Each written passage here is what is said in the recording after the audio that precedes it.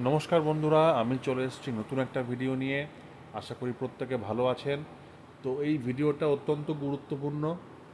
ইদানিং BLO duty নিয়ে বিশেষ করে শিক্ষক শিক্ষিকাদের একাংশ বারংবার বলে চলেছেন যে শিক্ষার অধিকার আইনে শিক্ষক শিক্ষিকাদের বিএলও ডিউটি দেওয়ার কথা কোথাও বলা নেই। কিন্তু এই কথাটি সর্বাংশে কিন্তু সত্য নয়। কারণ আমাদের যেটা রাইট টু এডুকেশন অ্যাক্ট 2009, এই দেখুন, এখানে আমাদের যে ইন্ডিয়া গেজেটে আমাদের যেটা রাইট টু এডুকেশন অ্যাক্ট বা শিক্ষার অধিকার আইন প্রকাশিত হয়েছে বা হয়েছিল, সেখানে যদি আপনারা পেজ নাম্বার 8-এ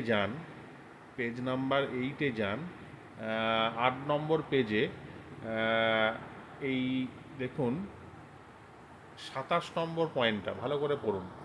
27 নম্বরের যে পয়েন্টটা, সেখানে কিন্তু পরিষ্কার ভাষায় লেখা রয়েছে যে no teacher shall be deployed for any non educational purposes other than, এই কথাটি অত্যন্ত গুরুত্বপূর্ণ, other than the decennial population census, disaster relief duties or duties relating to the elections to the local authority or the state legislatures or parliament as the case may be।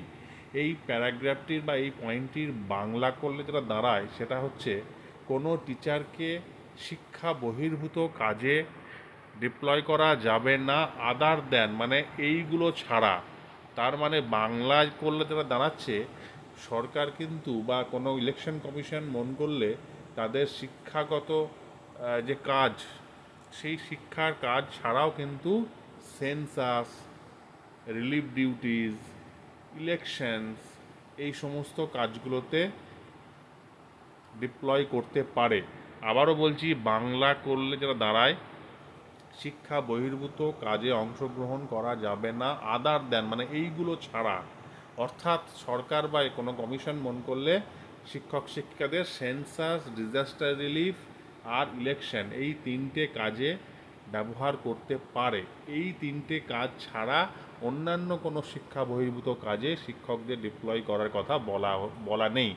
যারা right two education অ্যাক্টের যথার্থ অর্থ বুঝতে পারবেন, তারা কিন্তু এটা ভালো করেই বুঝতে পারবেন যে তাদেরকে কিন্তু ইলেকশনের কাজে নিতে কোনো বাধা নেই রাইট টু এডুকেশন অ্যাক্ট অনুসারে।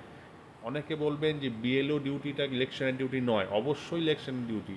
বিএলও ইলেকশন মানে শুধুমাত্র ইলেকশনের দিনে গেলাম, ভোট নিয়ে চলে এলাম, এটা কিন্তু নয়। ইলেকশন মানে একদম পুরো প্রসেসটা। এবং এখানে কিন্তু শুধু ইলেকশন বলেনি, রিলেটিং টু ইলেকশন, মানে ইলেকশন সম্পর্কিত যে কোনো কাজে। তার মানে বিএলওর কাজটা কিন্তু অবশ্যই একটা ইলেকশন রিলেটেড কাজ এবং এটা আপনাদের করতে হবে। এবার যদি আপনারা না করেন, সেক্ষেত্রে শো কজ আসবে বা তার উত্তর দেবেন, সেটা আলাদা ব্যাপার। কিন্তু অ্যাজ পার রাটি অ্যাক্ট বা শিক্ষার অধিকার আইন, এটা ভুলে গেলে চলবে না যে শিক্ষার অধিকার আইন কিন্তু একটি মৌলিক অধিকার, যেটা আর্টিকেল 21A আমাদের সংবিধানের 21A ধারাতে বর্ণিত আছে।